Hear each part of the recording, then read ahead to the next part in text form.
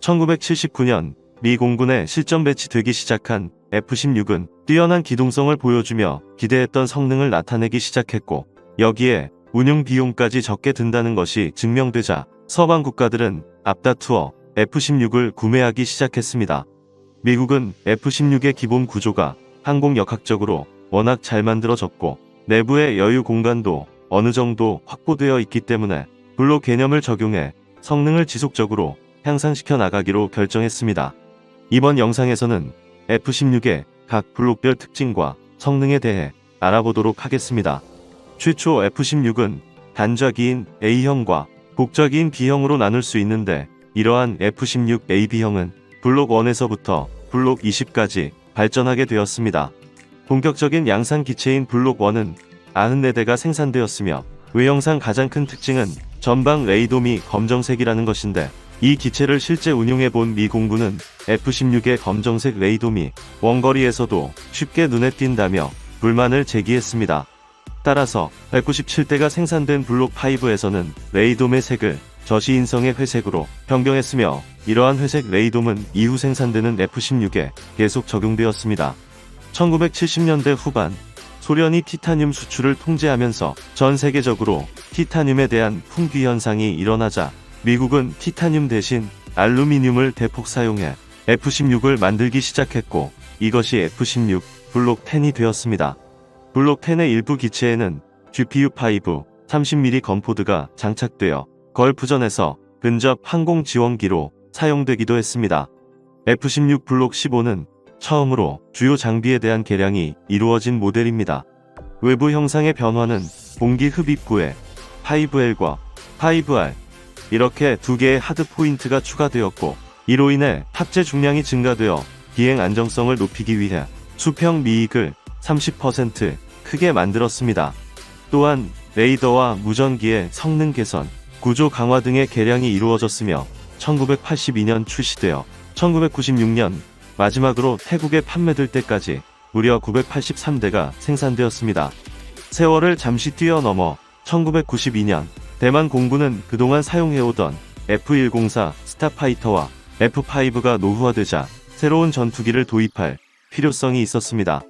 이에 미국의 부시 대통령은 대만 관계법에 의거 F-16 전투기 150대를 제공해 주기로 결정했는데, 이때 가장 걸림돌이 되었던 것은 바로 중국이었습니다. 중국은 미국이 F-16 전투기를 대만에 판매하는 것에 대해 신경질적인 반응을 보였던 것입니다.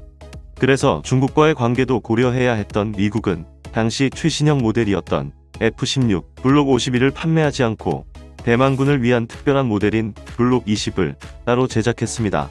하지만 대만군의 블록 20은 외부적으로는 다운그레이드 모델인 것처럼 보였지만 실상은 그렇지 않았습니다.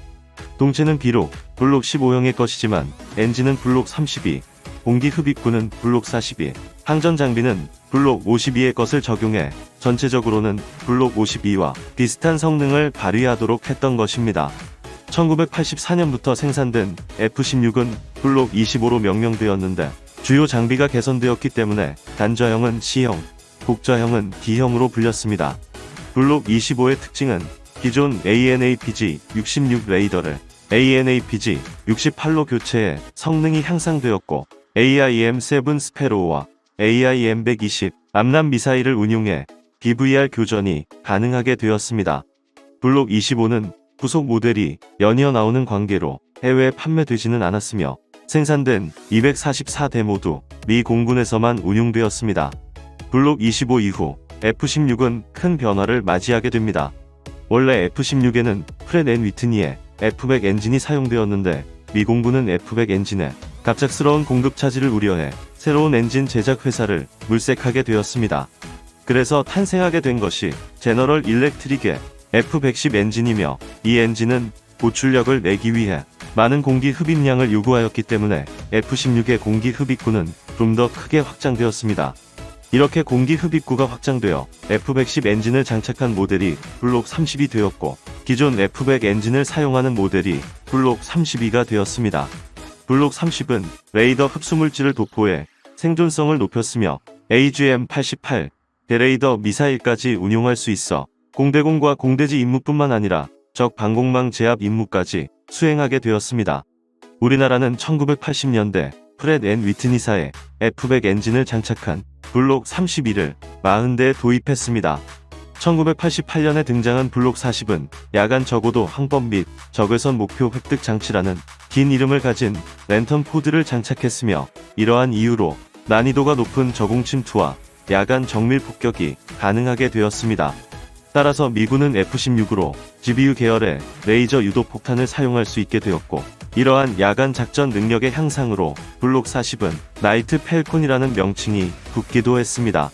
F-16은 지속적인 성능 개량을 이어가며 추가적인 장비를 장착하게 되자 항공기의 자체 무게가 최초 버전에 비해 1.4톤가량 증가하게 되었으며, 이로 인해 엔진을 강화해야 할 필요성이 있었습니다. 이러한 요구를 받은 제너럴 일렉트릭은 F-110, GE-119를 개발해 F-16 블록 50을 내놓게 되었고, 프렛 앤 위트니는 F-100, PW-229를 개발해 블록 51을 선보이게 되었습니다. 그 밖의 개선사항으로는 임무 컴퓨터의 성능을 개선하기 위해 처리 용량을 증대하였고, 기존 아날로그 방식의 계기판을 다기능 스크린으로 교체했습니다. 총 813대가 생산된 이 버전은 터키와 그리스, 칠레, 이스라엘, 싱가폴, 그리스 등에 수출되었고, 우리나라는 블록 51을 140대 도입했습니다.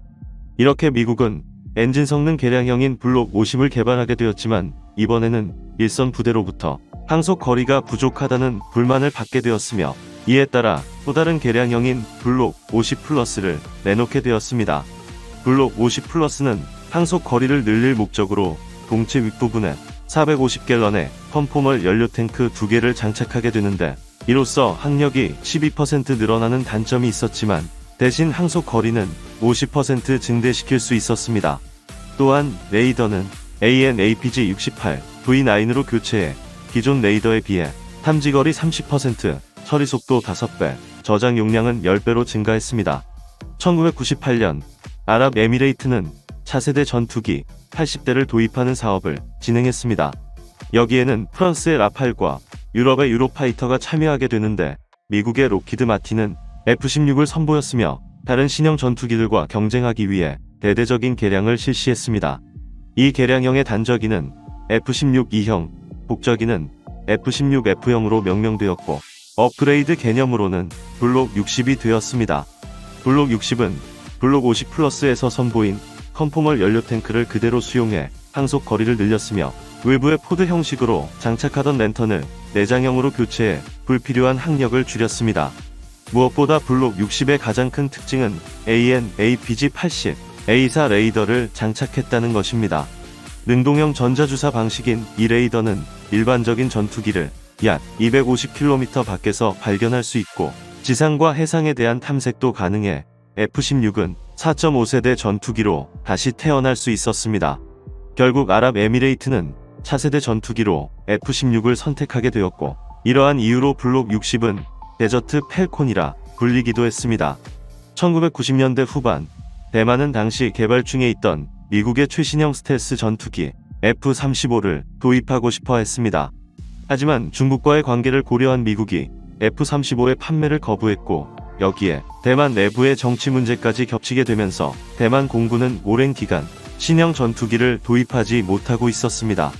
2008년 중국의 군사력이 확장되면서 대만 공군의 전력을 강화할 필요성이 있었던 미국은 신규 전투기를 판매하는 대신 기존 F-16 블록 20을 업그레이드하는 방안을 제시하게 됩니다. 그래서 미국과 대만은 공동 출자를 통해 블록 70에 해당하는 F-16을 개발하게 되는데, 이것이 바로 F-16V 바이퍼입니다. F-16V의 가장 큰 특징은 기존 A4 레이더보다 성능이 향상된 AN/APG-83을 장착하는 것인데, 이 레이더의 탐지 거리는 370km에 달하며 전천 후 표적 탐지 능력뿐만 아니라 전자전 기능까지 있는 것으로 알려져 있습니다. 여기에 적외선 탐색 추적 장치인 IRST, 대용량의 데이터 통신, 신형 임무 컴퓨터, 자동 지형 충돌 회피 시스템이 장착되었으며, 무장으로는 레이저 합동 정밀 직격탄인 GBU-54, LJ담, AIM-9X, 최신형 사이드 와인더 미사일을 운용할 수 있게 되었습니다. 대만 공군은 2023년까지 기존 F-16 블록 20, 140여 대를 블록 70으로 업그레이드했으며, 신형 F-16V도 66대를 추가적으로 도입할 계획입니다. 이렇게 성능이 뛰어난 F-16V는 대만뿐만 아니라 다른 여러 나라에서도 관심을 가지고 있습니다. 스텔스 전투기인 F-35를 도입하고 싶지만 미국이 판매를 거부하거나 국방 예산이 부족한 나라들은 그 대안으로 F-16V를 구입하기로 했으며, 기존에 F-16을 보유하고 있던 나라들도 블록 70으로 성능 개량을 실시할 예정입니다. 대한민국 공군도 기존 블록 52, 134대를 블록 72형으로 개량하는 사업을 진행하고 있습니다. F-16 파이팅 팔콘, 최초 미 공군은 이 기체를 F-15를 보조하는 로우급 경량 전투기로 계획했습니다. 하지만 F-16은 기술의 발전에 따라 계속적인 업그레이드를 실시해 21세기에도 충분한 성능을 발휘할 수 있는 전투기가 되었고, 이에 따라 국방 예산이 부족한 일부 국가에서는 최신형 하이급 전투기로 운용되고 있습니다. F-16은 업그레이드를 실시할 때마다 최종 개량형이라는 별칭이 붙어왔는데, 그럼에도 불구하고 현재까지 후속 모델이 계속 출시되고 있습니다.